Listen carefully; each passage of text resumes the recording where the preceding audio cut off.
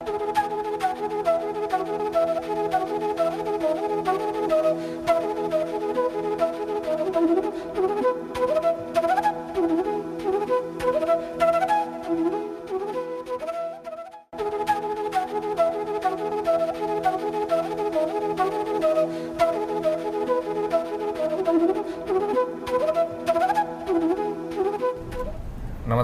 Ad set lecture में आप सबका स्वागत है।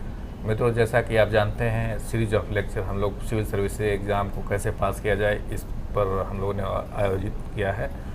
और अब तक सिविल सर्विस का क्या बेसिक फॉर्मेट है उस पर और किस विषय को लेकर कैसे तैयारी की जाए इस पर हम लोग चर्चा कर चुके हैं। कई विषयों पर हम लोगों ने विशेष तौर पर चर्चा की। आज बारी है हम लोग यह जानने की, पॉलिटिकल साइंस अगर आप एक ऑप्शनल सब्जेक्ट के तौर पर रखते हैं तो इसमें क्या ऑप्शंस हैं, कैसे आप अच्छा मार्क्स ला सकते हैं और कौन कौन से इसके पॉलिटिकल साइंस के सब्जेक्ट है जिसकी तैयारी आप अच्छा से करें ताकि वो अच्छा मार्क्स दिला सके और साथ में आपको रैंक लाने में भी मदद हो।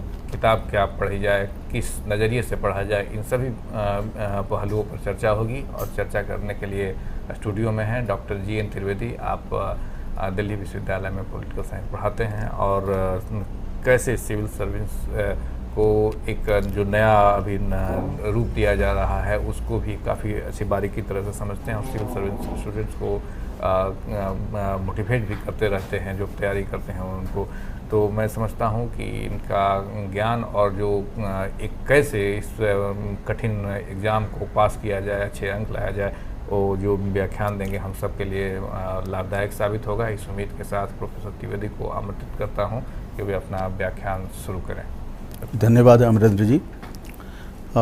जैसा कि अमरेंद्र जी ने बताया, आज का विषय पॉलिटिकल साइंस है।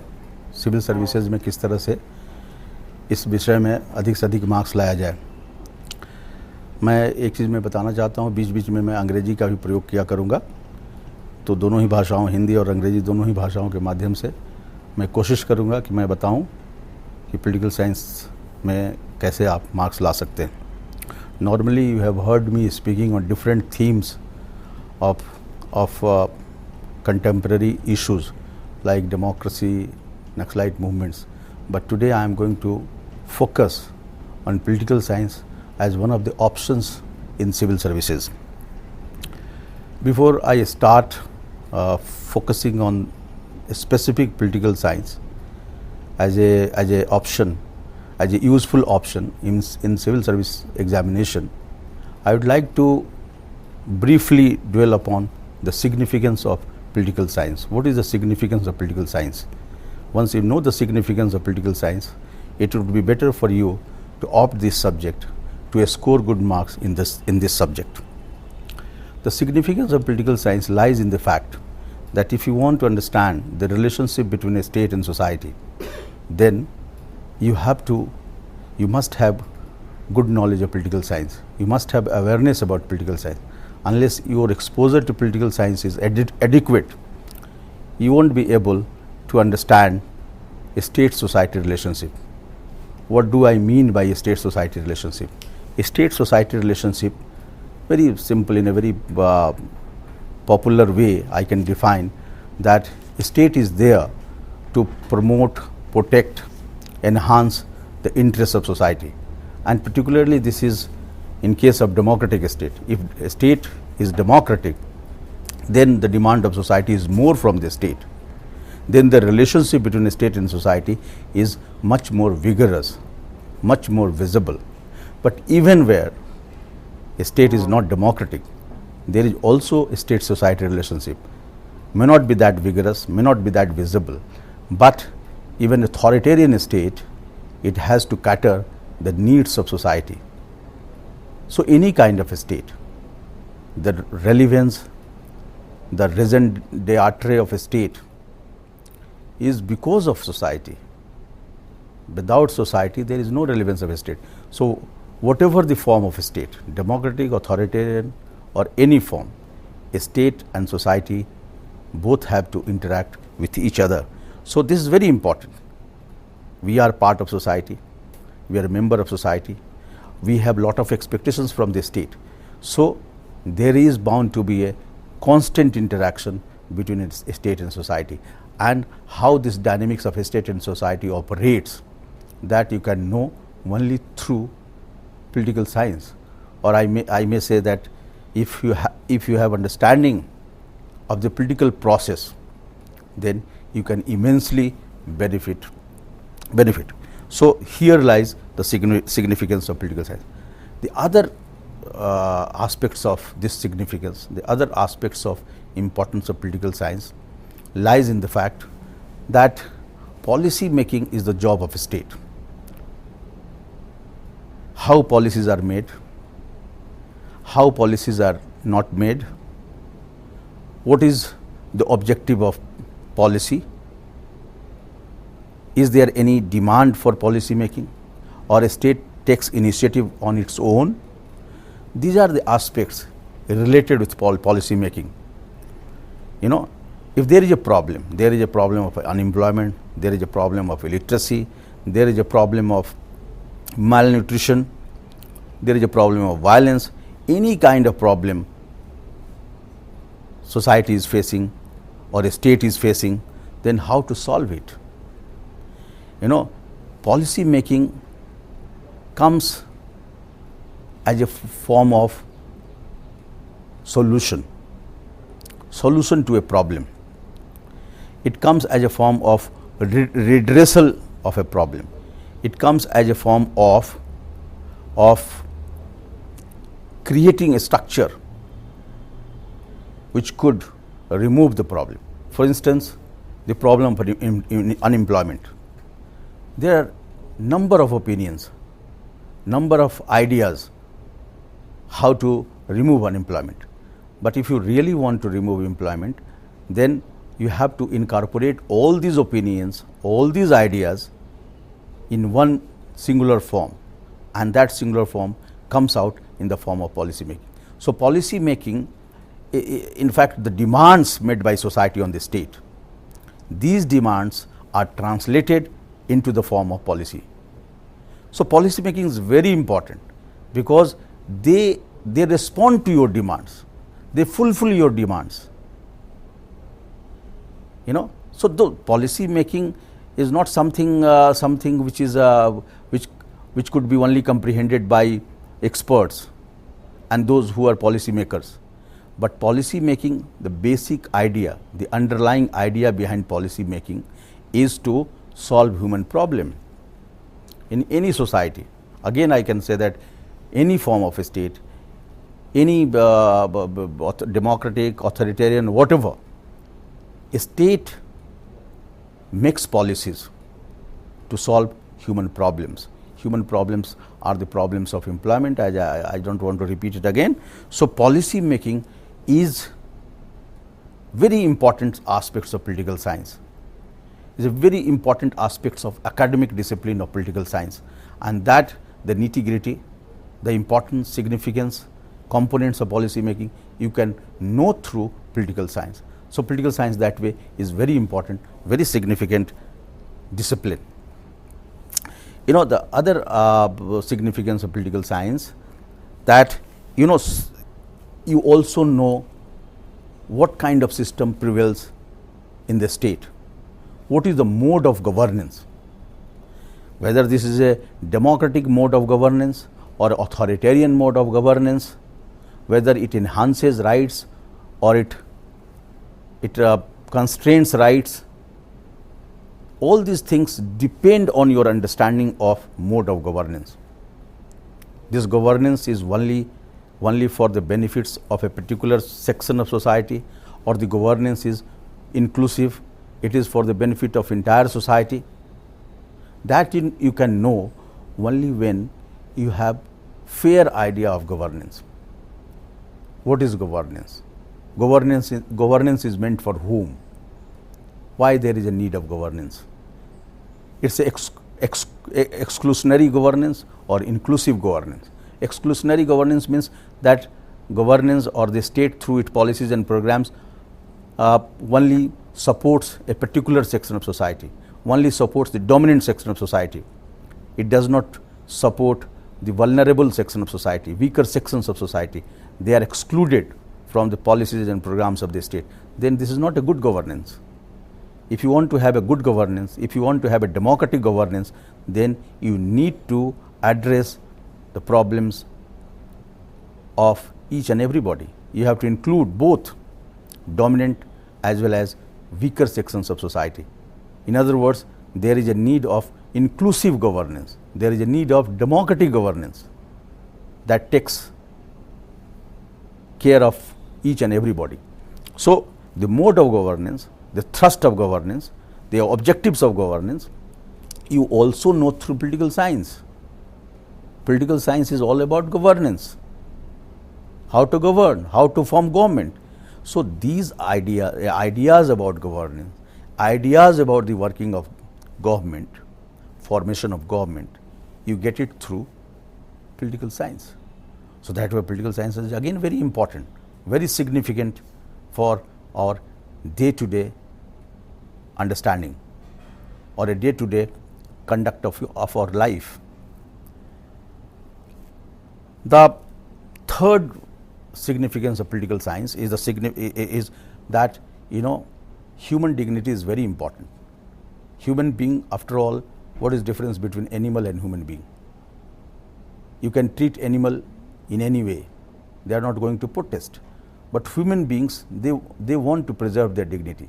They want that their dignity should be acknowledged, their dignity should be recognized, and for that makes human being distinct, that makes human being separate from all other creatures of the world.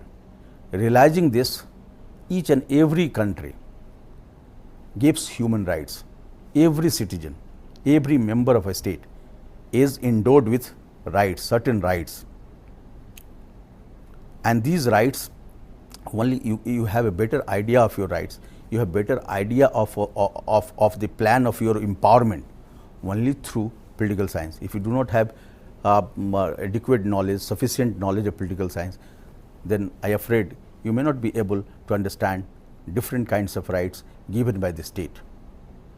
Rights are given by the state, but these rights can be violated. Unless you claim, unless you demand protection for your rights, they cannot be protected by the state. Even democratic states sometimes falter. It is not readily available to protect your right unless you are aware of your rights, unless you are aware of violation, unless you are aware of protection. It is very difficult to protect your rights. So, human rights, the knowledge of human rights, the knowledge of your own rights, the knowledge of your empowerment, the knowledge of yourself, all these some way or other way related with the study of political science. 2-3 points regarding the significance of political science. Environment is it's a burning issue. Everybody is talking about environment. We need sustainable environment. We are not the last generation to use the resources. We have to protect the resources for the coming generation, and we can protect the resources, we can sustain the resources only when we are sensitive to the issue of environment. The process of sensitization also in a way comes through political science. It has become one of the leading topics of political science in different universities of the world, not only in India, but different universities of the world. Feminism is also very contemporary. With the expansion of democracy, there is a demands of rights, there is a demands of equal rights. Women groups, they have been long deprived of equal rights. They are questioning the continuity of patriarchy. They are making assault on patriarchy. So, feminism has come up as one of the most important aspects of political science. This other equal half, how to ensure them equality in terms of right, in terms of employment, in terms of so many things.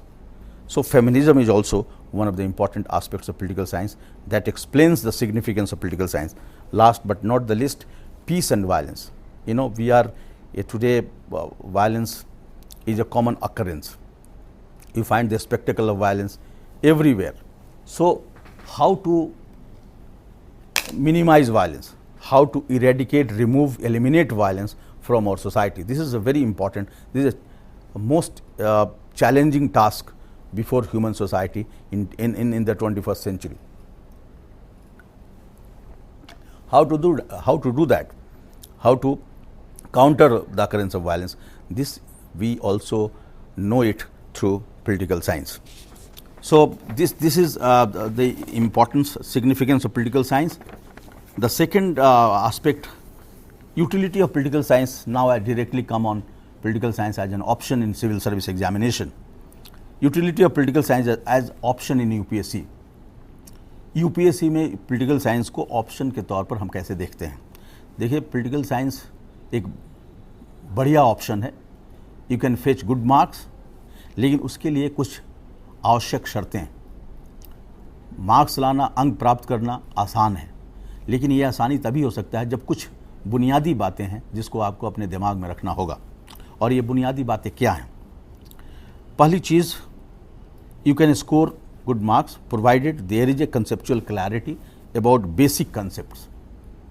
अगर आप conceptual clarity आपके पास नहीं है तो आप marks अच्छा नहीं ला सकते. कंसेप्चुअल क्लैरिटी से मेरा मतलब है कुछ बुनियादी सिद्धांत है, उन सिद्धांतों के बारे में ठीक तरीके से उसको समझना. जैसे राज्य क्या है, समाज क्या है, स्टेट क्या है, सोसाइटी क्या है, अधिकारों से आपका मतलब क्या है, अभिप्राय क्या है, स्वतंत्रता क्या है, समानता क्या है, न्याय क्या है, लिबर्टी, इक्वालिटी, जस्टिस. इन सब चीज़ों के बारे में जब तक आप स्पष्ट नहीं होंगे, जब तक आप उनको ठीक तरह से भली भांति नहीं समझ जाएंगे, आप संभवतः पॉलिटिकल साइंस में अच्छे मार्क्स नहीं ला सकते. इसलिए पॉलिटिकल साइंस में अच्छे मार्क्स लाने के लिए यह आवश्यक है कि आपको इन बुनियादी सिद्धांतों के बारे में स्पष्ट जानकारी हो, कोई दुविधा या भ्रम की स्थिति ना हो. दूसरी चीज़, पॉलिटिकल साइंस में मार्क्स लाने के लिए एक जो दूसरी शर्त है वह यह है कि आप में you must have analytical ability, because analytical ability enables you, helps you to fetch good marks. Analytical ability से मेरा मतलब ये है कि आप में विश्लेषण करने की क्षमता. You must have capacity to analyse. Unless you have capacity to analyze, it is very difficult, because political science is based on theories, concepts, and these theories and concepts, they are not existing in isolation. They are being driven from society, from the interaction between the state and society. They are driven from social practice. तो उससे निकाल करके एक उनका सिद्धांत बनाया गया. तो इसको कैसे आप उसका विश्लेषण करना पड़ेगा कि किस तरह से समाज और राज्य के बीच में परस्पर संबंध है, और ये परस्परता में कौन कौन से सहायक तत्व हैं, कौन कौन से बाधक तत्व हैं. इनको समझने के लिए आप में एक विश्लेषण करने की क्षमता. और विश्लेषण से मेरा अभिप्राय क्या है, एनालिसिस से मेरा अभिप्राय क्या है. देखिए, एनालिसिस करने के लिए एक लॉजिकल कोहेरेंस बहुत ज़रूरी है. तार्किक तरीके से अपनी बातों को रखना, पहली चीज़. दूसरी चीज़, किसी विषय का, जिस विषय का आप एनालिसिस कर रहे हैं, उसका विश्लेषण कर रहे हैं, उस विषय के महत्वपूर्ण पहलुओं से वाकिफ़ होना. महत्वपूर्ण पहलुओं की जानकारी आपको होनी चाहिए. मतलब awareness of all the significant details of the topic you are going to analyse. तो एनालिसिस के लिए ये ज़रूरी है, क्योंकि कोई महत्वपूर्ण अगर पक्ष छूट जाता है तो फिर आपका एनालिसिस जो होगा अधूरा होगा, इनकम्प्लीट होगा.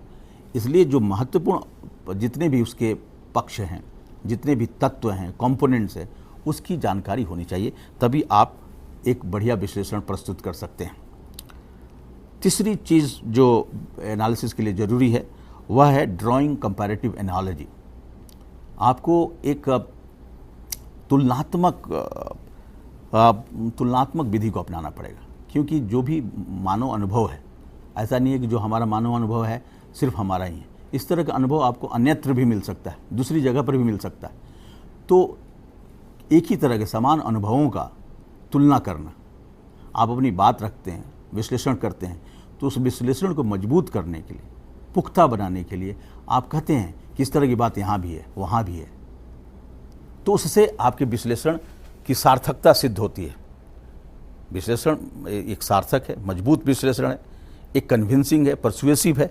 इसके लिए you have to draw comparative analogy. अंतिम जो विश्लेषण की जो बात है वह यह है कि कैसे आप you have to cite relevant and appropriate examples to explain the concept and theories employed in analysis. आप कोई भी बात जल्दी से समझाने के लिए या कोई भी विश्लेषण को मजबूत करने के लिए यह भी जरूरी है कि आप उपयुक्त और प्रसंग से संबंधित उदाहरण प्रस्तुत करें, उदाहरण दें। अगर आप ऐसा करते हैं तो विश्लेषण में प्रखरता आ जाती है, प्रखर विश्लेषण कहला सकता है। तो ये सारी चीज़ें एनालिटिकल एबिलिटी अगर है आपके पास और एनालिटिकल एबिलिटी अगर डेवलप कर लेते हैं तो पॉलिटिकल साइंस में बहुत अच्छे अंक आप आसानी से प्राप्त कर सकते हैं। अंतिम जो बात है पॉलिटिकल साइंस एक ऑप्शन के तौर पर कैसे उसमें अधिक बढ़िया अंक प्राप्त किया जाए, इसके लिए है कि आपको full awareness of contemporary social political and economic happenings of both national and international. जो समकालीन घटनाएं हैं, चाहे वो राजनीतिक घटना हो, चाहे वो आर्थिक या सामाजिक घटना हो, जो समकालीन है उसके बारे में आपकी पूरी जानकारी होनी चाहिए। उसके लिए आपको अखबारों का सहारा लेना पड़ेगा, उसके लिए आपको पत्र पत्रिकाओं से संबंध निरंतर बनाए रखना पड़ेगा, क्योंकि आप में अवेयरनेस होनी चाहिए। आप कोई भी मुद्दा जो चर्चा में है देश के अंदर या विदेश में, अंतर्राष्ट्रीय जगत में या राष्ट्रीय जगत में, जो चर्चित विषय है उन चर्चित विषयों का पूरी जानकारी आपके पास होनी चाहिए। तब जाकर के आप, जैसे उदाहरण देना होगा तो आप अगर जानकारी है समकालीन विषयों का, चर्चित विषयों का जो चर्चा में है, तो आप तुरंत उदाहरण दे सकते हैं। तो ये भी पॉलिटिकल साइंस में जरूरी है कि आप समकालीन विषयों के बारे में आपके पास पूरी जानकारी हो। अगर पूरी जानकारी नहीं, क्योंकि चर्चा में राष्ट्रीय स्तर पर, अंतर्राष्ट्रीय स्तर पर बहुत से मुद्दे हैं, बहुत से विषय हैं जो चर्चा में हैं, बहसें हो रही हैं, लेख आ रहे हैं, बहुत सी चीज़ें प्रकाशित हो रही हैं। अगर उसकी जानकारी आपको नहीं होगी तो फिर आप एनालिसिस करने में चूक करेंगे। आपका जो एनालिसिस है वह एक प्रखर एनालिसिस नहीं होगा। प्रखर एनालिसिस करने के लिए इनकी जानकारी होनी बहुत ज़रूरी है। अब जो पॉलिटिकल साइंस एक ऑप्शन के तौर पर कैसे इसमें अच्छे अंक प्राप्त किए जा सकते हैं, इसका मैंने आपको एक परिचय दिया, एक प्रस्तुत किया, रूपरेखा प्रस्तुत किया। अब मैं सीधे पॉलिटिकल साइंस जो है उसके पेपर्स के ऊपर मैं आ जाता हूं कि क्या है, कैसे आपको पॉलिटिकल साइंस की परीक्षा के लिए तैयारी करना चाहिए। अगर आपने if you have opted political science as one of the options in civil services, then now I am going to explain how to prepare for this paper. देखिए, पॉलिटिकल साइंस में there are 2 papers, political science 1 and political science 2। अब syllabus तो आप कहीं भी देख सकते हैं, लेकिन एक सिलेबस का ओवरव्यू मैं आपको देना चाहता हूं, जिससे कि आपको पता चल जाए कि पॉलिटिकल साइंस में पढ़ना क्या क्या है और कैसे पढ़ाई करनी है। देखिए, पॉलिटिकल साइंस जो पहला सेक्शन है पॉलिटिकल, उसका नाम है political theory and Indian government and politics, जो पॉलिटिकल साइंस का पहला पेपर है। इसमें 2 सेक्शन होते हैं, सेक्शन ए और सेक्शन बी। अब सेक्शन ए में क्या पढ़ना है? देखिए, पहला पेपर है political theory and Indian government and politics, और इस पहले पेपर के 2 भाग हैं, 2 सेक्शंस हैं, सेक्शन ए और सेक्शन बी। सेक्शन ए में आपको क्या पढ़ना है? सेक्शन ए में मुख्य रूप से आपको पॉलिटिकल थियरी की चीज़ें पढ़नी है और कुछ इंडियन पॉलिटिकल थिंकर्स के बारे में पढ़ना है। जो सेक्शन ए में है, कंसेप्ट्स में आपको लिबर्टी, इक्वालिटी, जस्टिस, इन सब राइट्स, इन सब चीज़ों के बारे में पढ़ना होगा। उसके बाद आपको पॉलिटिकल थिंकर्स के बारे में पढ़ना पड़ेगा। प्लेटो है, अरिस्टोटल है, हॉब्स है, लॉक है, रूसो है, इनके बारे में पढ़ना होगा। फिर इंडियन पॉलिटिकल थिंकर्स हैं, Indian political thinkers, ancient time के इंडियन पॉलिटिकल थिंकर्स, मेडिवल और मॉडर्न इंडियन पॉलिटिकल थिंकर्स, इनके बारे में आपको पढ़ना होगा। फिर सेक्शन ए में आपको डेमोक्रेसी और ह्यूमन राइट्स के बारे में पढ़ना होगा। फिर आपको स्टेट एंड रिप्रेजेंटेशन के बारे में पढ़ना होगा, representation, different theories of representation.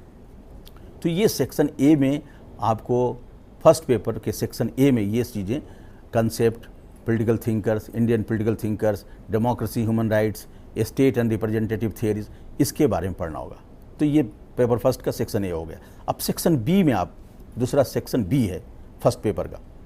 इसमें मुख्य रूप से इंडियन गवर्नमेंट एंड पॉलिटिक्स के ऊपर प्रश्न पूछे जाते हैं और इंडियन गवर्नमेंट एंड पॉलिटिक्स से संबंधित विषयों को पढ़ना है, संबंधित चीज़ों को पढ़ना है। जैसे इंडियन नेशनल मूवमेंट के बारे में पढ़ना है आपको कॉन्स्टिट्यूशनल डेवलपमेंट ऑफ इंडिया पढ़ना है। इसके अलावा, इसके अतिरिक्त आपको प्रीएम्बल पढ़ना है, फंडामेंटल राइट्स पढ़ना है, directive principles of state policies पढ़ना है। इसके बाद आपको यूनियन गवर्नमेंट के बारे में पढ़ना है, जो सेंट्रल गवर्नमेंट है, सेंट्रल गवर्नमेंट के इंस्टीट्यूशनल फॉर्म्स क्या हैं, उसके फंक्शंस क्या हैं, पावर्स क्या हैं, एक इंस्टीट्यूशंस का दूसरे इंस्टीट्यूशंस के साथ रिलेशन क्या है, इसके बारे में आपको पढ़ना है। इसके अलावा आपको स्टेट के बारे में पढ़ना है।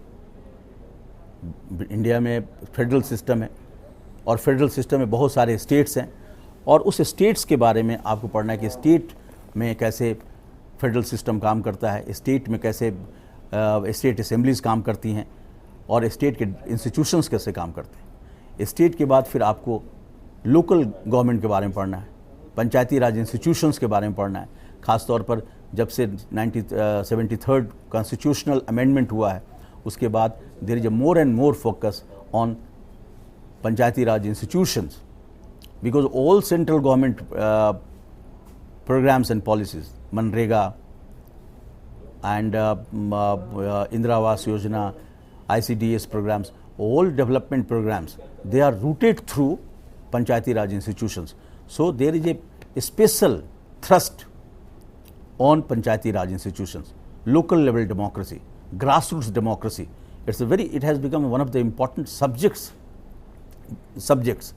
these days. The Panchayati Raj institutions were also earlier, but they have acquired special significance, especially after 73rd constitutional amendment. So union government, state governments, and then Panchayati Raj institutions. Other aspects, social movements. In India there is a social peasant movements, there is a women's movement, Dalit movements, backward caste movements. There are so many movements, and that movements you have to study. India is also facing terrorism, so you have to study terrorism also. आतंकवाद क्या है, आतंकवाद के कारण क्या है, आतंकवाद कैसे कहाँ कौन से किन राज्यों में फैला हुआ है और इससे निपटने के लिए सरकार और राज्य किस तरह की नीतियाँ और किस तरह के उपाय बना रहे हैं, सोच रहे हैं, ये आपको पढ़ना है। तो ये 2 सेक्शन है पॉलिटिकल साइंस के फर्स्ट पेपर का। सेक्शन ए जिसमें पॉलिटिकल थियरी और थॉट से रिलेटेड सवाल है और सेक्शन बी में मूलतः इंडियन गवर्नमेंट एंड पॉलिटिक्स पर सवाल है। अब पॉलिटिकल साइंस पेपर सेकंड हम लोग देखते हैं। पेपर सेकंड में क्या पढ़ना है। पेपर सेकंड में international relation and comparative politics पढ़ना है। ये international relation and comparative politics का है। इंटरनेशनल रिलेशन और कंपैरेटिव पॉलिटिक्स ये आप बीए में पढ़ते हैं, बीए पॉलिटिकल साइंस ऑनर्स में पढ़ते हैं। तो जो बीए पॉलिटिकल साइंस ऑनर्स किया है या नहीं भी किया है तो पढ़ सकता है। और इसका भी सिलेबस जो है, इसमें भी 2 सेक्शन है, सेक्शन ए और सेक्शन बी। सेक्शन ए में मुख्य रूप से आपको कंपैरेटिव पॉलिटिक्स के बारे में पढ़ना है। मुख्य रूप से आपको कंपैरेटिव पॉलिटिक्स के बारे में पढ़ना है। इसमें theories of comparative politics, system theory है, इंस्टीट्यूशनल थियरी है, न्यू इंस्टीट्यूशनल थियरी है, पॉलिटिकल इकोनॉमी अप्रोच है। तो ये आपको theories of political comparative politics, approaches to comparative politics, ये आपको पढ़ना है। थियरीज ऑफ पॉलिटिकल पार्टीज है, आपको पॉलिटिकल कल्चर के बारे में पढ़ना है, आपको पॉलिटिकल डेवलपमेंट के बारे में पढ़ना है। तो जो बीए पॉलिटिकल साइंस ऑनर्स का सिलेबस है कहीं भी किसी भी इंडियन यूनिवर्सिटीज़ में, वहाँ पर जो है वही सिलेबस यहाँ भी है कंपैरेटिव पॉलिटिक्स का। या आपको हर जगह थियरीज ऑफ पॉलिटिकल पार्टीज पढ़ेंगे, पॉलिटिकल कल्चर पढ़ेंगे, पॉलिटिकल डेवलपमेंट पढ़ेंगे, पॉलिटिकल सोशलाइजेशन पढ़ेंगे। और किसी भी सिलेबस में आप देखेंगे तो ये सारे सिलेबस के पार्ट हैं। और इसके साथ साथ इस थियरीज में, कंपैरेटिव पॉलिटिक्स के थियरीज के साथ साथ आप पेपर सेकंड के सेक्शन ए में ही इंटरनेशनल रिलेशन के थियरीज पढ़ेंगे, जैसे realist theory, classical realist theory, new realist theory, Marxist theory, liberal theory of international relation. ये सारे इंटरनेशनल रिलेशन के जो थियरीज है इसको भी आपको सेक्शन ए में पढ़ना पड़ेगा पॉलिटिकल साइंस के दूसरे पेपर में। तो ये पॉलिटिकल साइंस का दूसरे पेपर का सेक्शन ए हो गया। अब आपको सेक्शन बी के बारे में मैं बताना चाहूँगा। अब सेक्शन बी में मुख्य रूप से इंडिया से related, India and the world, ये करके सेक्शन बी का शुरू होता है।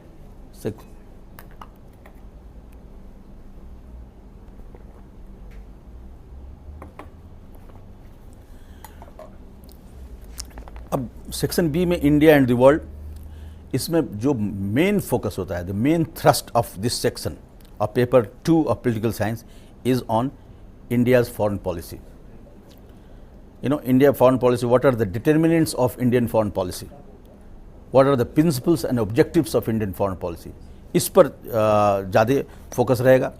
इसके अलावा India's relation with USA, USSR, China, India का जो मेजर वर्ल्ड पावर्स के साथ जो रिलेशन है उसके ऊपर आपको ध्यान पढ़ना होगा सेक्शन बी में।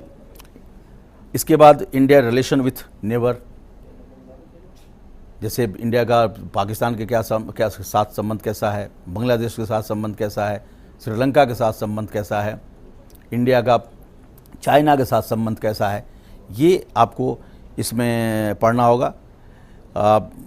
इसके अलावा आपको जो है India's relation with regional forum, section B में ये भी पढ़ना पड़ेगा। सार्क के साथ इंडिया का क्या है, कैसे सार्क में इंडिया की भूमिका क्या है, भारत किस तरह की भूमिका निभाया है, सार्क की स्थापना से लेकर आज तक जो सार्क की जो गतिविधियां चल रही है उसमें भारत की भूमिका क्या रही है, भारत की भूमिका एशियान में क्या रही है, association of south east Asian nation, तो एशियन का में क्या इसकी भूमिका है।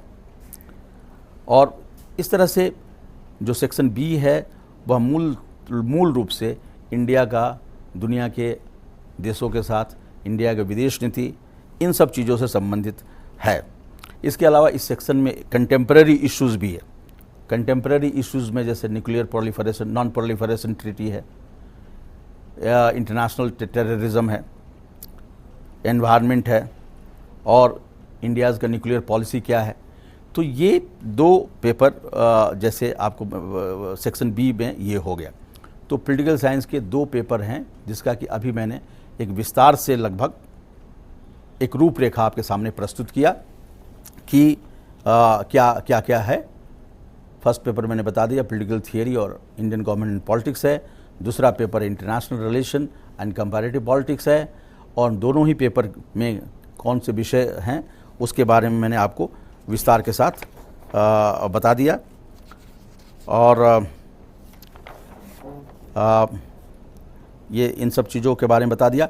अब आपको ये जानना ज़रूरी है कि कैसे पॉलिटिकल साइंस की तैयारी हम कैसे करें। विषय का आप समझ गए, तो इस पर जो अध्ययन सामग्री है, अध्ययन सामग्री का जहाँ तक सवाल है उसमें जो बुनियादी बात है उसको ध्यान में रखने की ज़रूरत है। उस बुनियादी बात में जो सबसे ज़रूरी चीज़ है उसमें आपको एनसीईआरटी की 11th एंड 12th की किताब आपको पढ़नी पड़ेगी। 11th की किताब जो है पॉलिटिकल थियरी, पॉलिटिकल थियरी में जो बेसिक कंसेप्ट, मैंने कहा कि पॉलिटिकल साइंस में अच्छे अंक प्राप्त करने के लिए आपको बेसिक कंसेप्ट्स का ज्ञान होना चाहिए। और ये बेसिक कंसेप्ट्स का ज्ञान आप कैसे हासिल कर सकते हैं, इसको हासिल करने के लिए जो सबसे ज़रूरी चीज़ है वह है क्लास 11th की जो एनसीईआरटी की किताब है, जिस किताब का नाम ही पॉलिटिकल थियरी है, उसको अवश्य पढ़ें। इसके अलावा क्लास 11th में ही इंडियन गवर्नमेंट एंड पॉलिटिक्स पर एनसीईआरटी किताब है, उसको पढ़िए। कॉन्स्टिट्यूशन के जो प्रावधान हैं, कॉन्स्टिट्यूशन के जो व्यवस्थाएं हैं, उसका विस्तार के साथ दो किताबें हैं 11th में, एक पॉलिटिकल थियरी की है और दूसरा इंडियन कॉन्स्टिट्यूशन की। ये दोनों किताब 11th की पढ़िए। और 12th में फिर से दो किताबें हैं। पहली किताब पॉलिटिकल प्रोसेस है, इंडियन पॉलिटिकल प्रोसेस है, चुनाव से है, सामाजिक आंदोलन से है, पर्यावरण से है। तो पहली किताब 12th में है, उसको पढ़िए। दूसरी किताब जो 12th में है वह इंटरनेशनल रिलेशन से संबंधित है। न्यूक्लियर नॉन प्रोलिफरेशन ट्रीटी है, इंडिया का दुनिया के देशों के साथ किस तरह का संबंध है, भारत का दुनिया के संगठनों जैसे एशियान और सार्क का मैंने जिक्र किया, उसके बारे में। तो 12th में भी, क्लास 12th में भी एनसीईआरटी की दो किताबें हैं, उसको आप अवश्य पढ़ें। 11th में भी दो किताबें, उसको भी पढ़ें। तो इन एनसीईआरटी की 11th 12th की किताबों को पढ़ने के बाद आपको पॉलिटिकल साइंस का अगर बहुत गहराई से नहीं तो एक विस्तृत जानकारी तो निश्चित रूप से हो जाएगा। उसको बिना पढ़े हुए आप कहीं और किताबों की ओर ध्यान नहीं दे सकते हैं। रही बात किताबों की, जहाँ तक बात है तो बहुत सी किताबें हैं। अब जैसे पार्ट फर्स्ट के लिए, जैसा कि मैंने बताया, पॉलिटिकल थियरी और इंडियन गवर्नमेंट एंड पॉलिटिक्स है। उसमें आमतौर पर जो बच्चे हैं, हिंदी मीडियम के हैं, ओपी गाबा को पढ़ा करते हैं। ओपी गाबा अच्छी किताब है। फिर एक ज्ञान सिंह सांधू की एडिटेड किताब है पॉलिटिकल थियरी, राजनीतिक सिद्धांत, हिंदी में है, संपादित किताब है और ये दिल्ली विश्वविद्यालय के द्वारा ये प्रकाशित की गई है। इसका पब्लिकेशन दिल्ली यूनिवर्सिटी ने किया है, तो उसको भी आप पढ़ सकते हैं। और जो पॉलिटिकल थियरी के लिए जो इंग्लिश मीडियम के स्टूडेंट्स हैं, उसको हेवुड की किताब पढ़ना चाहिए। हेवुड की किताब पॉलिटिक्स और पॉलिटिकल थियरी 2 किताबें हैं। हेवुड ने इंटरनेशनल रिलेशन पर भी एक किताब अभी जो हाल फिलहाल में आई है, उसको भी पढ़िए। हेवुड से आपको पॉलिटिकल साइंस के तह तक आप जा सकते हैं। पॉलिटिकल साइंस की बुनियादी बातें, कंसेप्चुअल बातें आप पूरी तरह से, अच्छी तरह से समझ सकते हैं। इसके अतिरिक्त अगर आप चाहें तो इग्नू के नोट्स पढ़ सकते हैं। Indira Gandhi open national universities का नोट्स कहीं भी आसानी से उपलब्ध है। उसमें भी बहुत साधारण भाषा में, बहुत ही अच्छे तरीके से, स्पष्ट रूप से, अच्छी शैली में चीज़ों की व्याख्या की गई है।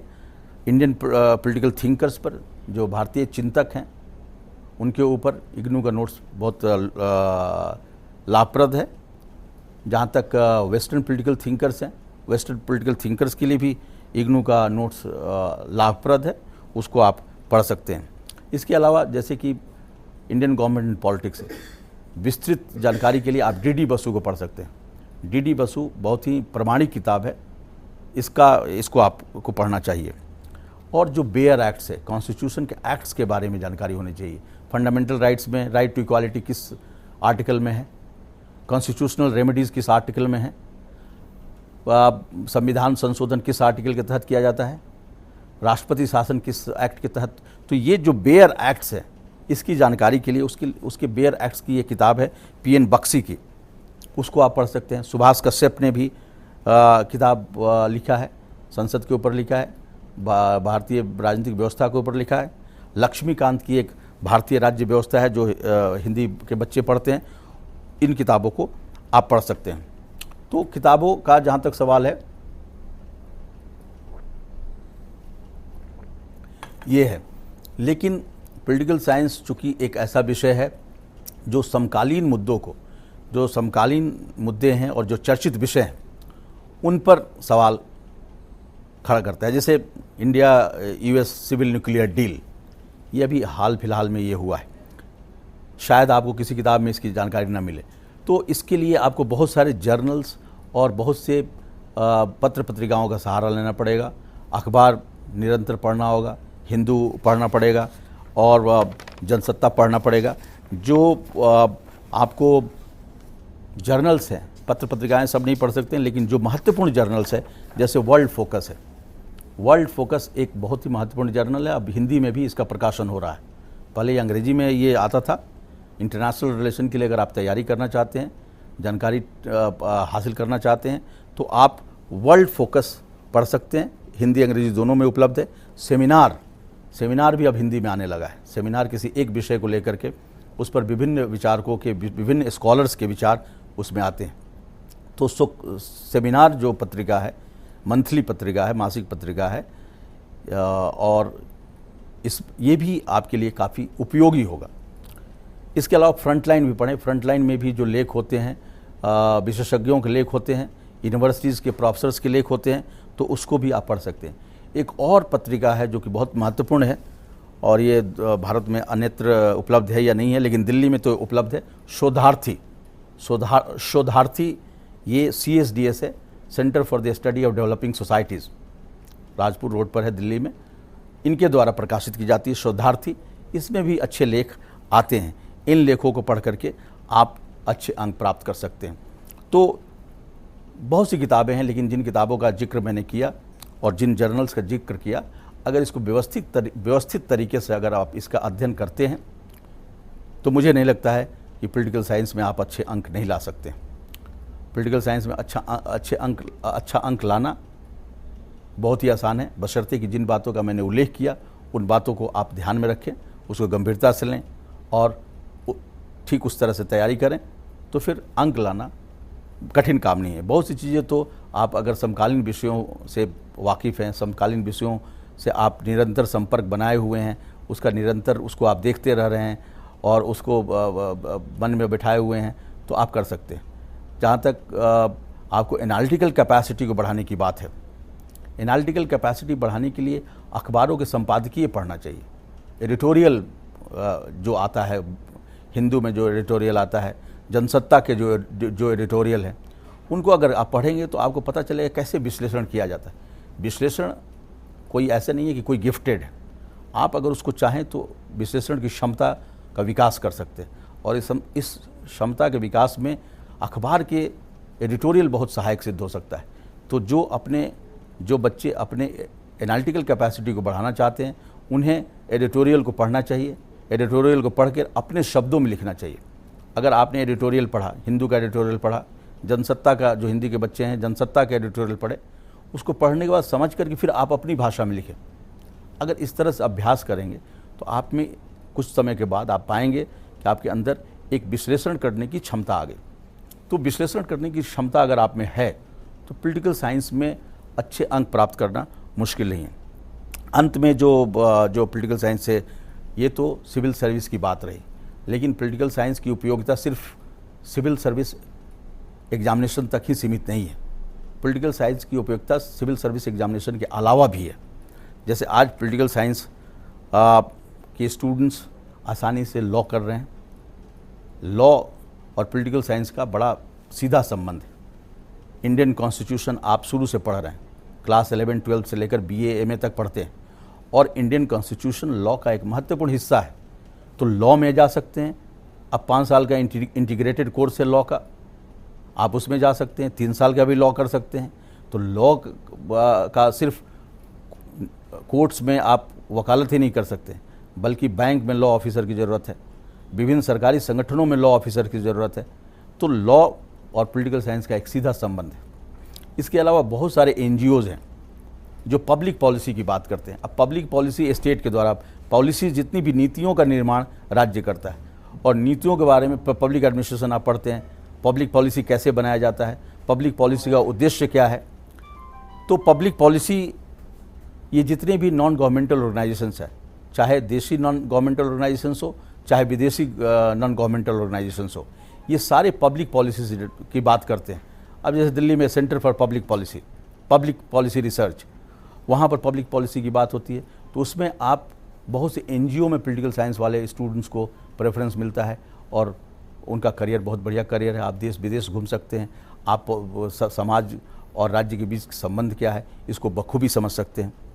इसके अतिरिक्त पॉलिटिकल साइंस के स्टूडेंट्स का आज डिमांड UN एजेंसीज में बहुत है। यूनाइटेड नेशंस एजेंसीज है, जैसे UN डेवलपमेंट प्रोग्राम, UNDP, जिसको कि हम UNDP के नाम से जानते हैं। UNDP में आज पॉलिटिकल साइंस के सैकड़ों स्टूडेंट्स जा रहे हैं। पॉलिटिकल इकोनॉमी के बारे में आपको जानकारी है। यूनाइटेड नेशंस डेवलपमेंट प्रोग्राम कैसे, पॉलिटिक्स और डेवलपमेंट का कैसा संबंध है, इसको पॉलिटिकल साइंस के स्टूडेंट्स बखूबी समझते हैं। इकोनॉमिक्स वाले सिर्फ डेटा की बात करेंगे, सिर्फ एम्पिरिकल बातें करेंगे, लेकिन पॉलिटिकल साइंस के स्टूडेंट्स उसके पीछे का पॉलिटिक्स क्या है, कैसे पॉलिसी बनाया जाता है डेवलपमेंट का, इसकी जानकारी उनको होती है। तो इसलिए UNDP में बहुत सारे स्टूडेंट्स पॉलिटिकल साइंस के जा रहे हैं। यूनिसेफ में जा रहे हैं, चाइल्ड राइट्स क्या है, ICDS का प्रोग्राम भारत सरकार की बहुत सी चल रही है, उसमें ICDS में यूनिसेफ उसको फंड करता है। फिर IPC protection of child rights है, इसमें भी पॉलिटिकल साइंस के स्टूडेंट्स जा रहे हैं। तो यूनिसेफ में भी पॉलिटिकल साइंस के स्टूडेंट्स की बड़ी डिमांड है। यूनिसेफ हो गया, UNDP हो गया। तो बहुत से पॉलिटिकल साइंस का करियर जो है सिर्फ सिविल सर्विस तक ही सीमित नहीं है, लेकिन सिविल सर्विस के लिए जैसा कि मैंने बताया, इसको अगर आप ध्यान में रखेंगे और ध्यान में रख करके अगर गंभीरता से अभ्यास करेंगे, गंभीरता से उन जिन जिन पहलुओं का मैंने जिक्र किया है उस पर ध्यान देंगे, तो अंक प्राप्त करना कठिन नहीं होगा, बड़े आसानी से आप अंक हासिल कर सकते हैं। धन्यवाद।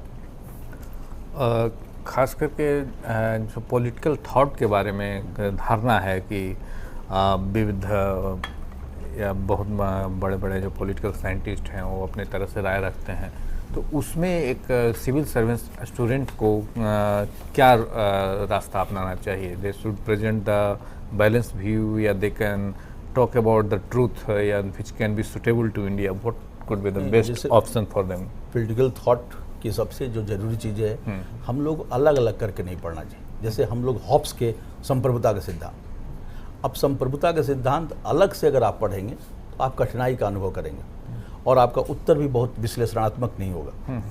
अगर हॉब्स संप्रभुता की बात क्यों कर रहा है, एक खास किस्म के संप्रभुता की बात करता है, क्या आप संप्रभुता के आदेश का उल्लंघन नहीं कर सकते हैं, संप्रभुता जो कहे उसको उसका पालन करना पड़ेगा। इसको समझने के लिए आपको संदर्भ समझना पड़ेगा। जिस संदर्भ में 15वीं शताब्दी 16वीं शताब्दी में जब हॉब्स लिख रहा था, 15वीं 16वीं शताब्दी में, उस समय इंग्लैंड की राजनीतिक दशा क्या थी? इंग्लैंड में सिविल वॉर की सिचुएशन थी और सिविल वॉर से बचने के लिए एक संप्रभुता, एक मतलब मजबूत स्ट्रॉन्ग सोवरेन स्टेट का होना जरूरी था। इसलिए उस सोवरेनिटी की उस तरह की बात करता है। तो पॉलिटिकल थॉट में सबसे बड़ी चीज़ जो है, जो कि बहुत ये कमी है पढ़ाने में भी और पढ़ने वालों में भी, कि उसको कंटेक्चुअलाइज करके नहीं पढ़ते। पॉलिटिकल थॉट बड़ी आसानी से आपके समझ में आ सकती है जब उसको कंटेक्चुअलाइज आप कर दें। एक कॉन्टेक्स्ट में कोई भी थिंकर, कोई भी चिंतक अगर लिखता है तो उसका एक संदर्भ होता है, सामाजिक, राजनीतिक, आर्थिक संदर्भ। जैसे गांधी अपनी बात रख रहे हैं, अहिंसा की बात रख रहे हैं, तो उपनिवेशवाद की अगर जानकारी नहीं, ब्रिटिश उपनिवेशवाद के बारे में अगर आप नहीं जानेंगे तो गांधी के अहिंसा के सिद्धांत को आप ठीक से समझ नहीं सकते। तो किसी भी पॉलिटिकल थॉट के थिंकर्स को पढ़ने के लिए पहले आपको ये जानना जरूरी है कि उस किस कॉन्टेक्स्ट में लिख रहा है। मैकियावेली जो है, प्रिंस लिख रहा है, तो प्रिंस लिखने के समय इटली की स्थिति क्या थी, राजनीतिक सामाजिक स्थिति क्या थी, उसको अगर समझ लेंगे आप तो मैकियावेली के सारे सिद्धांत को बड़ी आसानी से समझ लेंगे।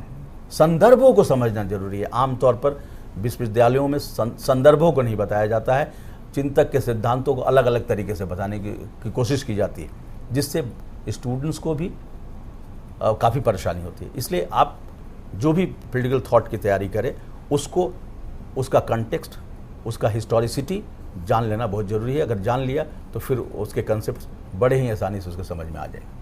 तो उसके लिए जो पुस्तकें उपलब्ध हैं वो क्या, पहली बात तो है कि वैसी पुस्तकें उपलब्ध हैं, और दूसरी बात उपलब्ध है तो कहाँ जाए? क्योंकि political science as a optional subject लेने वाले में भी वैसे भी बहुत छात्र हैं जिनका बैकग्राउंड पॉलिटिकल साइंस नहीं रहा है। हाँ, उसके लिए जैसा कि मैंने दो बातें अभी अपने व्याख्यान में बताया कि पहली बात, जैसे इंडियन पॉलिटिकल थिंकर्स हैं, वेस्टर्न पॉलिटिकल थिंकर्स हैं, इनकी अगर आप तैयारी करना चाहते हैं तो इग्नू का नोट्स बड़े ही अच्छी शैली में, बहुत ही सुस्पष्ट तरीके से हिंदी और अंग्रेजी दोनों में ही उपलब्ध है। और इग्नू की क्लासेस भारतवर्ष के हर कोने कोने में हो रहा है, तो उनका स्टडी मटेरियल बेचते हैं, आप खरीद सकते हैं इंडियन पॉलिटिकल थिंकर्स पर और वेस्टर्न पॉलिटिकल थिंकर्स पर। मैंने देखा है, बहुत ही बढ़िया है।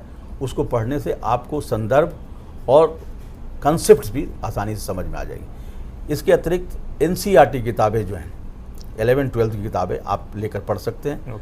और जो 11-12 के पहले जो पुरानी किताबें एनसीईआरटी के, उसमें हम लोग चर्चा करेंगे, लेकिन उसके पहले एक दर्शक हैं राजस्थान से, अशोक जी हैं, उनका सवाल लेते हैं। नमस्कार अशोक जी, कृपया अपना सवाल पूछिए। सर नमस्कार। नमस्कार, सवाल पूछिए।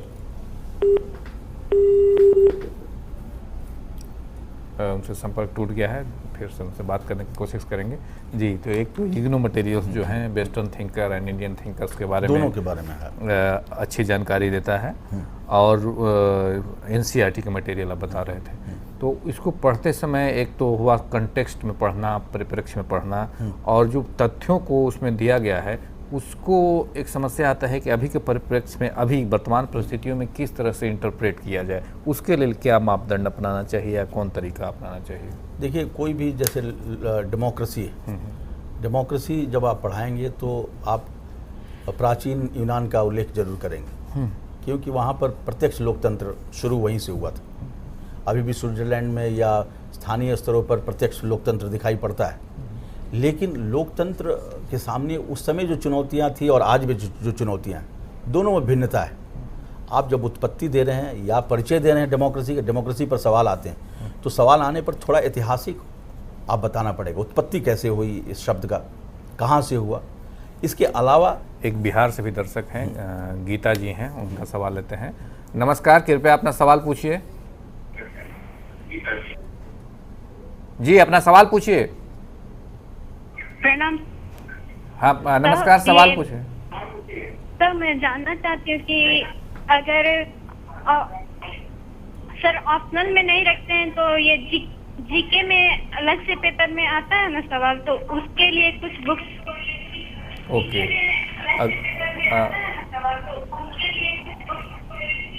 ओके, इनका कहना है कि अगर पॉलिटिकल साइंस हम ऑप्शनल के तौर पे नहीं रखते हैं तो और सामान्य अध्ययन की तैयारी करें तो उसके लिए बुक की जानकारी चाह रहे हैं। समान अध्ययन इनको लिए मेरे पास एक जवाब है, मैं उनको बताना चाहूँगा कि पिछले दिनों हम लोगों ने सामान्य अध्ययन की तैयारी कैसे करें उस पर चर्चा किए थे। वो आप हमारे वेबसाइट CEC का वेबसाइट पे जाएंगे तो आप वहाँ एक YouTube का आपको आइकन मिलेगा। YouTube के आइकन क्लिक करेंगे तो आप जितने हम लोग लेक्चर करवाते हैं उसको वहाँ उपलब्ध है, उसको आप सामान्य अध्ययन के लेक्चर को सुनिए तो आपको पता चल जाएगा कि सामान्य अध्ययन की अच्छी से तैयारी कैसे की जा सकती है और कैसे अच्छे मार्क्स लाया जा सकता है। एक बलवंत जी हैं महाराष्ट्र से, उनका सवाल लेते हैं। नमस्कार, कृपया सवाल पूछिए। Sir good afternoon sir. जी हाँ सर, मेरा क्वेश्चन ये है कि पॉलिटिकल साइंस और इंटरनेशनल जो रिलेशन है उसको हम ऐसे में कैसा अप्लाई कर सकते हैं, क्योंकि ऐसे का सर 2000 का सर एक स्पेशल पेपर है सर, 200 का 200 मार्क्स, ठीक है। तो उसको हम सर उसको सर पॉलिटिकल साइंस और इंटरनेशनल रिलेशन को सर कैसे अप्लाई कर सकते हैं? अच्छा प्रश्न है इनका। ऐसे बहुत ऐसे का 200 मार्क्स है और विविध सब्जेक्ट को उसमें समाहित किया जाता है, पॉलिटिकल साइंस से भी, सामाजिक और कई एकदम ह्यूमन राइट्स। तो पॉलिटिकल साइंस वाले स्टूडेंट या इस तरह की चीज़ों को कैसे वो इंटरनेशनल रिलेशन या ताकि टैकल करें ताकि अच्छे मार्क्स? देखिए, ऐसे का पेपर जो है ना, ये मुख्य रूप से आप दो तरह की, आपकी एक लेखन की क्षमता, विश्लेषण की क्षमता और समकालीन चीज़ों के बारे में आपकी जानकारी कैसी है। जैसा कि मैंने अपने लेक्चर में बताया कि आप जो समकालीन विषय है उसके ऊपर अखबारों की एडिटोरियल पढ़िए। मैंने बताया वर्ल्ड फोकस है, अंतर्राष्ट्रीय मुद्दे हैं, उनके बारे में वर्ल्ड फोकस में हिंदी और अंग्रेजी में दोनों में ही ये वर्ल्ड फोकस जर्नल उपलब्ध है। आप सेमिनार जर्नल है, मंथली जर्नल है, ये दोनों हिंदी और अंग्रेजी दोनों में उपलब्ध है। इसको आप निरंतर पढ़ते रहिए। वर्ल्ड फोकस पढ़िए, सेमिनार पढ़िए, अखबार जैसे हिंदू है उसका एडिटोरियल पढ़िए, आप जनसत्ता का एडिटोरियल पढ़िए। इनको पढ़ने से आपकी समकालीन विषयों के साथ साथ आपके विश्लेषण की क्षमता का भी विकास होगा।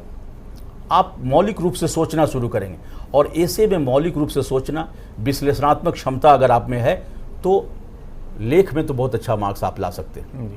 इसके लिए जरूरी है इन चीज़ों को पढ़ना और देखना। महाराष्ट्र से ही एक और दर्शक हैं, नरेंद्र जी। नमस्कार, आप अपना सवाल पूछिए। जी नरेंद्र जी, अपना सवाल पूछिए।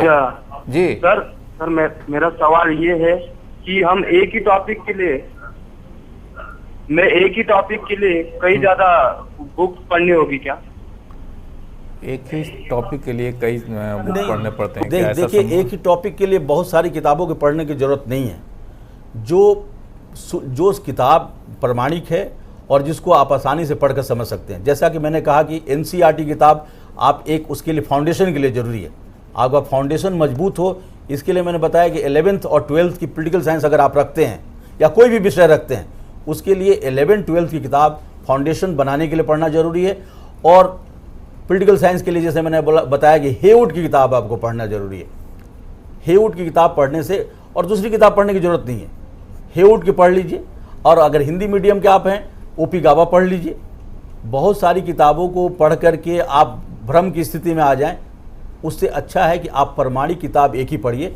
लेकिन इन प्रमाणिक एक किताब के साथ साथ ये बहुत ज़रूरी है कि NCERT की 11 12 की किताब जरूर पढ़ें। और साथ में दो बातों को ध्यान रखना चाहिए, कैसे विश्लेषण करें और उसकी प्रस्तुति, ये बहुत ज़रूरी है। अगर आपके पास कम भी फैक्ट्स हैं और आपको विश्लेषण करने की कला मालूम है और प्रस्तुत करने की कला मालूम है तो निश्चित तौर पर अच्छे अंक आ सकते हैं। और अखबार का एडिटोरियल इसके लिए विश्लेषण की क्षमता को बढ़ाने में, संपादकीय अगर आप पढ़ेंगे तो आप लगातार 15-10 दिन के बाद ही आपको लगेगा कि आप में विश्लेषण करने की क्षमता का विकास हो रहा है। महाराष्ट्र से एक और दर्शक है, कौतिक साहब हैं। नमस्कार, कृपया अपना सवाल पूछिए। हाँ जी, मैं ये जानना चाहता हूँ, बच्चा जो अपना स्कूल में जाता है तो भी उसको कितने स्टैंडर्ड से ये अपनी जो लाइन है इसके अंदर करनी चाहिए? माफ़ करिएगा, आपकी आवाज़ साफ नहीं आ रही है, फिर से अपना सवाल पूछिए। मैं ये जानना चाहता हूँ सर, मेरा जो बच्चा है अभी 6वीं में जाता है जी, तो उसको साइंस लाइन में मेरे को डालना है। नहीं, अभी किस क्लास में पढ़ता है? अभी 6th स्टैंडर्ड में। नहीं, तो ये तो हम लोग इस स्तर पे हम लोग की चर्चा नहीं, हम लोग की चर्चा है आप अगर ग्रेजुएशन कर चुके हैं और सिविल सर्विस का कंपटीशन की तैयारी कर रहे हैं तो कौन सा सब्जेक्ट आपके लिए उचित रहेगा। तो आप इसके लिए आप जो स्कूल्स कॉलेज के जो काउंसलर हैं उससे मिलिए तो आपको ज़्यादा लाभदायक रहेगा और अच्छा गाइडेंस मिलेगा। जी, एक राजस्थान से प्रेमचंद जी हैं, उनका सवाल लेते हैं। जी नमस्कार, कृपया अपना सवाल पूछिए।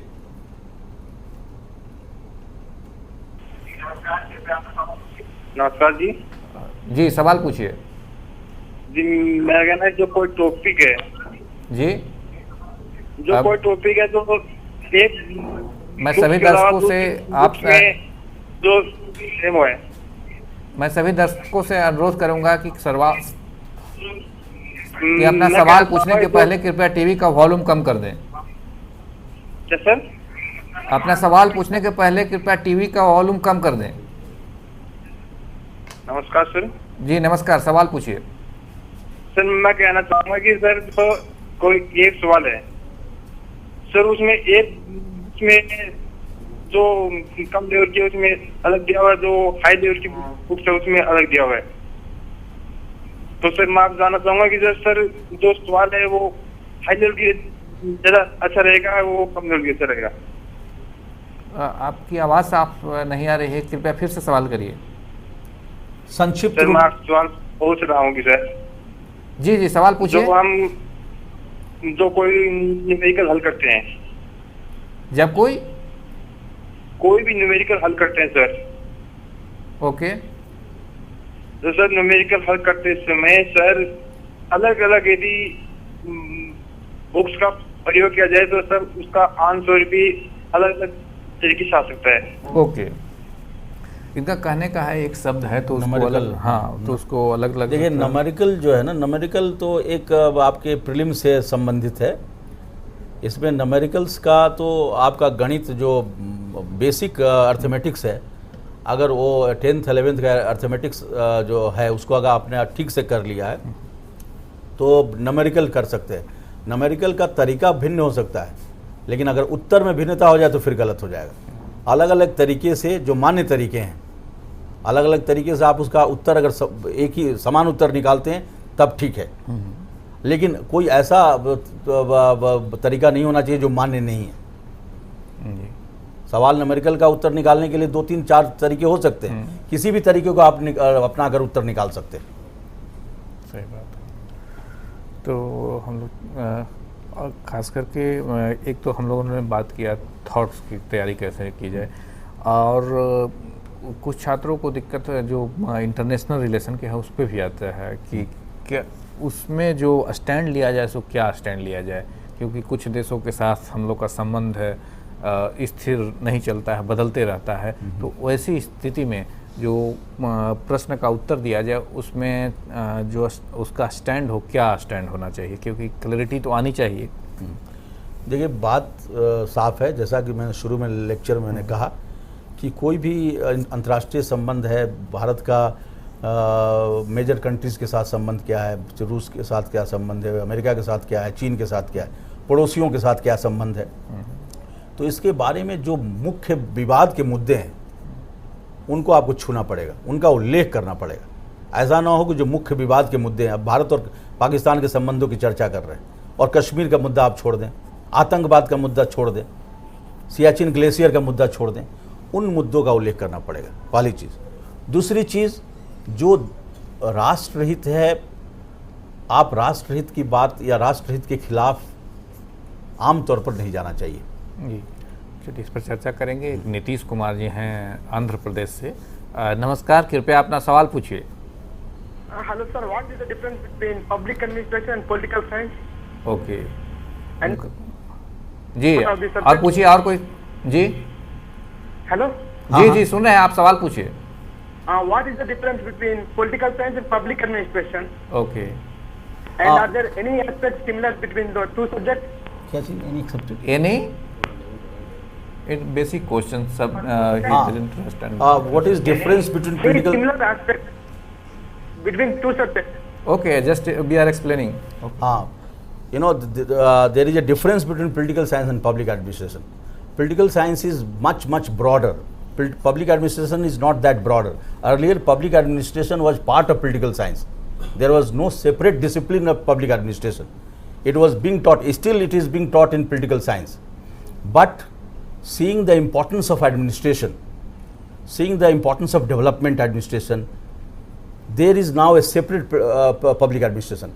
Public administration basically deals with administration, deals with public policy, deals with development, deals with public-private partnership, deals with institutional functioning, administrative institutional functioning. So its major thrust is on administration. There can be variety of there can be different natures of administration, social, political, economic, whatever, but its major thrust is on administration, whereas political science is much broader. It includes political theory, it includes Indian constitution, it includes international relation, so it is much wider. Public administration is also empirical. Political science is not only empirical, it is also normative. It also deals about, it also talks about ideals. What is, it is not important only in political science, it is not only important what is, it is also important what should be. मैं इसके साथ एक चीज़ और मैं जोड़ना चाहूँगा, क्योंकि इनका प्रश्न दोनों में अंतर जानने का नहीं है, इनका प्रश्न ये भी है, जो निहित प्रश्न है कि दोनों में कौन से ऑप्शनल के तौर पे इनके लिए बेहतर होगा। अच्छा, तो उसका बारे में थोड़ा बता दें। देखिए, पब्लिक एडमिनिस्ट्रेशन और पॉलिटिकल साइंस जो है, बोथ ये दोनों इम्पॉर्टेंट सब्जेक्ट्स हैं। ये आपके इंटरेस्ट के ऊपर निर्भर करता है।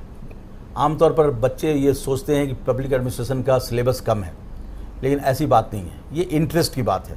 पब्लिक एडमिनिस्ट्रेशन का भी सिलेबस बहुत बड़ा है, उसमें भी आपको थियरी के बारे में पढ़ना है, एडमिनिस्ट्रेटिव थियरी पढ़ना है, इंडियन डेवलपमेंट के बारे में पढ़ना है। पॉलिटिकल साइंस में भी 2 पेपर हैं, लेकिन पॉलिटिकल साइंस में जैसा कि मैंने बताया कि आपको एनालिटिकल कैपेसिटी डेवलप करना पड़ेगा, बेसिक कंसेप्ट के बारे में जानना पड़ेगा। ये जरूर है कि पब्लिक एडमिनिस्ट्रेशन का थोड़ा सिलेबस बड़ा है, लेकिन अगर इंटरेस्ट आपका पॉलिटिकल साइंस में और आप पब्लिक एडमिनिस्ट्रेशन रख लेंगे तो नंबर नहीं आएगा। तो पहली चीज़, जो पहली शर्त है, आपके इंटरेस्ट का है। और अगर इंटरेस्ट नहीं है, आप एकदम न्यूट्रल तरीके से रखना चाहते हैं, तो जो आप पब्लिक एडमिनिस्ट्रेशन रख सकते हैं। तो मित्रों, मैं समझता हूं कि आज के व्याख्यान से आपको पता चल गया होगा कि पॉलिटिकल साइंस अगर एक ऑप्शनल सब्जेक्ट के तौर पे आप सिविल सर्विसेज एग्ज़ाम में रखते हैं तो कैसे इसकी तैयारी की जा सकती है, कैसे अच्छे मार्क्स आ सकते हैं। और साथ ही हालांकि वो हमारा सब्जेक्ट नहीं था, डॉक्टर त्रिवेदी जी ने काफ़ी अच्छी तरह से ये बताया कि इसके अलावा भी पॉलिटिकल साइंस वाले विद्यार्थियों के बहुत सारे करियर हैं, तो उसमें भी आप रोज़गार के अवसर तलाश सकते हैं और वहाँ जॉब कर सकते हैं। तो मैं समझता हूँ कि यह लेक्चर निश्चित तौर पे आप सबके लिए लाभदायक साबित होगा। तो इस उम्मीद के साथ ही विराम देते हैं। आप सबको धन्यवाद, और आपकी ओर से डॉक्टर GN त्रिवेदी को भी बहुत बहुत धन्यवाद, जिन्होंने काफ़ी अच्छी तरह से इस विषय को हम लोगों के सामने रखा। Thank you very much. Thank you.